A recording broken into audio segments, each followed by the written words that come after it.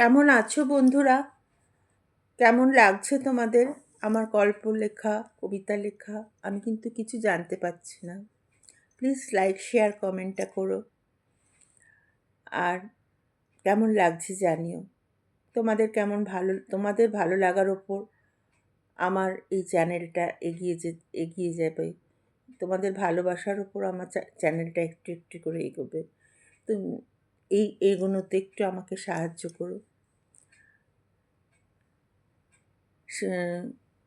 আজ আমি অনুমিতা বলে একটা গল্প পড়ছিলাম, জানি না তোমাদের মনে আছে কিনা। ওর প্রথম পর্ব পড়েছিলাম, আজকে দ্বিতীয় পর্বটা পড়ব। বেশি কথা বলছি না, কারণ অনুমিতা গল্পটা একটু বড়, তাই জন্য আমি তাড়াতাড়ি একটুখানি একটু তাড়াতাড়ি গল্পটা আরম্ভ করতে চাইছি।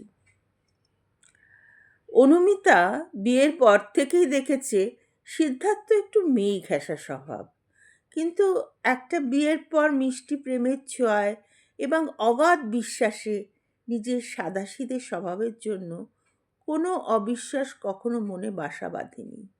সারাদিন বাড়িতে অনেক লোকজনের আসা যাওয়া, ননদ নন্দাই, তাদের 1 বছরের ছোট মেয়ে রিঙ্কি বেশিরভাগ সময় থাকতো অনুমিতার কাছে।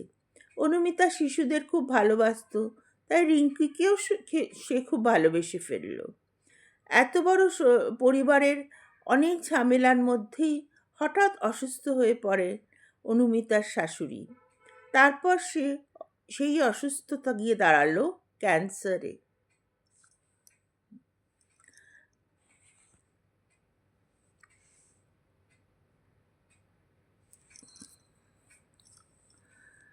বিয়ের পর 7 মাসের মাথায় উনি চলে গেলেন। তারপর আস্তে আস্তে সংসারও ছোট হয়ে আসতে লাগলো। ঠিক এই সময় অনুমিতার কাছে এক ভদ্রলোকের ফোন আসে। সে সে বলে, আপনার স্বামী আমার স্ত্রী রীনা চ্যাটার্জির সাথে সম্পর্ক তৈরি করেছে। এতে আমার সংসারের ক্ষতি হচ্ছে। আমার একটা মেয়ে আছে, তার ভবিষ্যৎ আছে। অনুমিতা অবাক হয়ে বলল, তা এসব কথা আমাকে বলছেন কেন? আপনি আপনার স্ত্রীকে সামলে রাখুন, আমার স্বামীর ব্যাপারটা আমি বুঝে নেব। সিদ্ধার্থ আসার পর অনুমিতা একথা সিদ্ধার্থকে জানিয়ে বলল, আমাকে এরকম একটি লোক ফোন করে বলেছিল যে তোমার সাথে নাকি রীনা চ্যাটার্জি নামে একজন মহিলার সম্পর্ক, তুমি নাকি রীনা চ্যাটার্জি নামে একজন মহিলার সঙ্গে সম্পর্কে জড়িয়েছ। সিদ্ধার্থ বলল, তুমি কি পাগল হয়েছ? আমি কালই এ বিষয়ে রীনার সাথে কথা বলবো। এরকম আজে বাজে ফোন কেন যে করে ফ্যামিলিকে ডিস্টার্ব করে তা বুঝতে পারি না। এর এর এর পরের দিনই রীনা আর তার স্বামী দুজনেই ফোন করলো। রীনার স্বামী মনোময় চ্যাটার্জি বলল, আমি রীনার স্বামী। দেখুন তো গলাটা একরকম লাগছে নাকি? আপনার কি মনে হয় আমি ফোন করেছি? অনুমিতা বলল, না। পরবর্তীকালে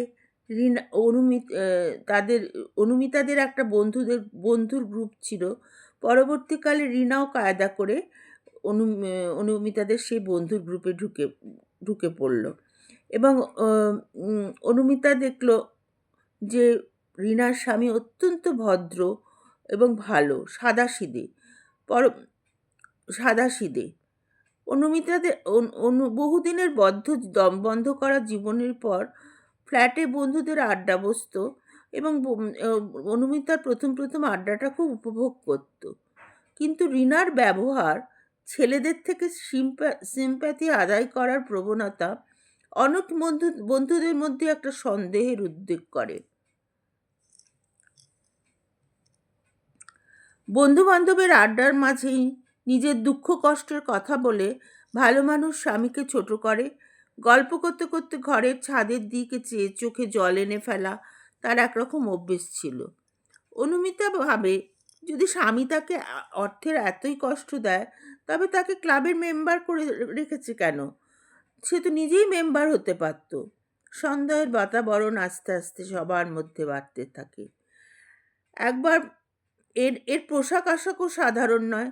টাইট জিন্স, শর্ট টপ, আর তার ওপর দুঃখের কাহিনী। অনেক পুরুষেরই মাথা টলিয়ে টলিয়ে দিয়েছিল। সবচেয়ে বেশি যার মাথা টলেছিল সে অনুমিতার পতিদেবতা সিদ্ধার্থ। অনুমিতার কিছু ঘনিষ্ঠ বন্ধুর গ্রুপ ছিল, তার মধ্যে কায়দা করে রীনা চ্যাটার্জি ঢুকে পড়ল। একবার তাদের ক্লাব থেকে ইউরোপ ট্যুরের ব্যবস্থা হলো। সেখানে সিদ্ধার্থ তো গেলই, এবং অভাবে কাতর রীনা চ্যাটার্জিও গেল। যার স্বামী নাকি তাকে সবসময় কষ্টে রাখে, সেই রীনা চ্যাটার্জি ইউরোপ বেড়াতে গেল। স্বাভাবিকভাবেই সবার মনে প্রশ্ন হলো, এতই যদি তার কষ্ট, তাহলে ইউরোপ ট্যুরের খরচটা এলো কি করে? কিছুদিনের মধ্যে অনুমিতা ও তার কিছু ঘনিষ্ঠ বন্ধু বুঝতে পারল মেয়েটি সুযোগ সন্ধানী। মালদার পুরুষদের ধরে, তাদের গাড়িতে লিফট নেয়, তারপর বাড়িতে নেমন্তন্ন করে নিজের বাড়ি দেখায় যে সে কত কষ্টে থাকে। যেহেতু সে শ্বশুর বাড়িতে থাকতে পারেনি, তাই মনোময়দা খুব তাড়াতাড়ি একটা বড় হলঘরকে ছোট ফ্ল্যাটে পরিণত করেছিল। ফ্ল্যাটটা ছোট হলেও খুব দেখতে সুন্দর। রীনা শ্বশুর বাড়িতে রীনার মা রীনার কাছে এসে থাকতো, কিন্তু রীনা শ্বশুর বাড়িতে পা দিয়ে মারাতো না। সেটা সে আবার গর্ব করে বলতো, আমি শ্বশুর বাড়ি থেকে বেরিয়ে এসেছি, আমি আর ওখানে পা দিয়েও মারাই না, পা দিয়েও ঢুকেই না। ও যায় প্রত্যেক মাসে বাড়িতে টাকা দিয়ে আসে। অনুমিতা ও তার সবচেয়ে প্রিয় বন্ধু মেঘমালা বলা বলি করত, আশ্চর্য, ও নিজের মাকে নিজের কাছে এনে রেখেছে।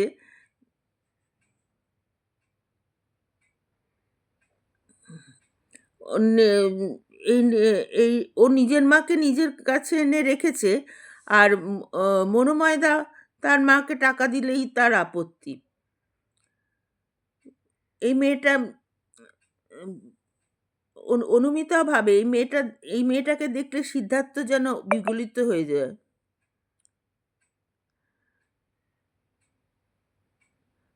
মনোময়দা ছিলেন প্রমোটার। তিনি ও তার দাদা মিলে ব্যবসায় অংশীদার।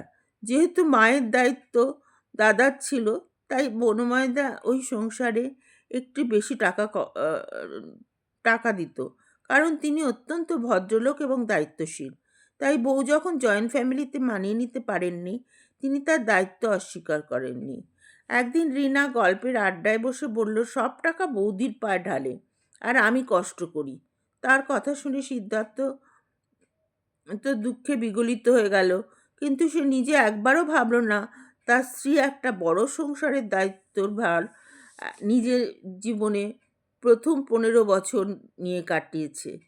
এখনও তার ফ্ল্যাটে তার বড় জ্যাঠামশাই থাকে, আর তার হরেক রকম খাবারের জেদ, টাইমে টাইমে নানান রকম খাবার দেওয়া তার স্ত্রী করে যায়। সেখানে কোনো ত্রুটি হলে স্ত্রীকে ছেড়ে কথা বলতো না। মনোময়দা খুব শান্ত স্বভাবের। রীনার কথার উত্তরে শুধু বলল, আমার মায়ের ওপর আমার একটা দায়িত্ব আছে, তাই ওখানে টাকা দিতে হয়, আর আমি দেবই। তোমার মায়ের দায়িত্ব তো আমি নিয়েছি। তুমি তো রোজগার করো না, এখন ব্যবসা করার চেষ্টা করছো, আর ব্যবসা সবসময় একরকম যায় না। জেনে শুনেই তো বিয়ে করেছিলে।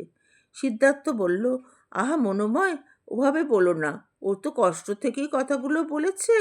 বন্ধুদের কাছে তো একটু শেয়ার করবে, তাই না? মনোময়দার উত্তরে বলল, অনুমিতাও তো তোমাদের এত বড় পরিবারের দায়িত্ব নিয়ে আমাদের কত এন্টারটেন করে। আমি তো ওর ইচ্ছা অনুযায়ী মেয়েকে মডার্ন হাই স্কুলে মতো স্কুলে পড়িয়েছি। অনুমিতাও মেয়েদের ভালোভাবে মানুষ করার অদম্য প্রবাস। কই, ওর ইচ্ছা অনুযায়ী ওই স্কুলের তো মেয়েদের ভর্তি করাওনি তুমি? ভালো স্কুল, কিন্তু তোমার বাজেটের মধ্যে পড়ে। রীনা বলে উঠল, ছেড়ে দাও সিদ্ধার্থদা, কেন শুধু শুধু মুখ নষ্ট করছো? সিদ্ধার্থ কথাগুলো অনুমিতারও ভালো লাগেনি। মনের সংশয় বেড়ে যেতে লাগলো। তখন থেকেই সংসারের ভাঙন শুরু হয়। অনুমিতাকে অনেক কিছু মেনে নিতে হতো, কারণ তার সন্তানরা তখন ছোট, যাদের বাবা এবং মা দুজনকেই প্রয়োজন। রিনা চাইছিল নিজে একটা স্বতন্ত্র ব্যবসা দাঁড় করাতে।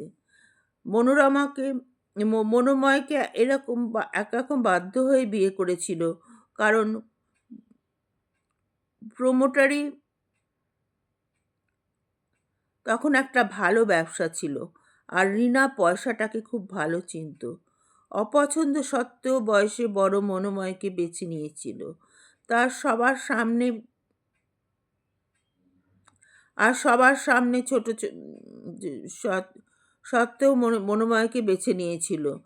আর সবার সামনে ছোট বাড়ি নিয়ে মনোময়কে ছোট করতে সে একটু দ্বিধাবোধ করতো না। নিজের দুঃখের কথা বলতে বলতে ছাদের দিকে চেয়ে চোখে জল নিয়ে আসা তার পক্ষে খুব সহজ ছিল। তার দুঃখে কাতর হয়ে বন্ধুদের সংসারে অশান্তি শুরু হলো।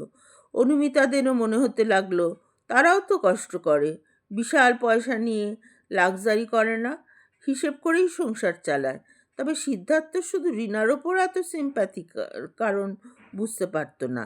রিনা আর সিদ্ধার্থের সম্পর্ক নিয়ে প্রথম অনুমিতার সংসারে অশান্তি প্রবেশ করে। এই পর্যন্ত আজকে গল্পটা বললাম। আজ এই গল্পগুলো একটু বড় হয় বলে বেশি কথা বলছি না। আজকে এখানেই থাক।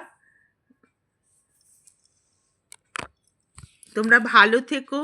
শীতকাল যা পড়েছে খুব সাবধানে থেকো, ভালো করে গরম জামা কাপড় পরো, পায়ে মোজা পরে থেকো। আমি তো বয়স হয়েছে, একদম শীতে কাবু হয়ে যাচ্ছি। আচ্ছা, আজকের মতো এখানেই রাখছি।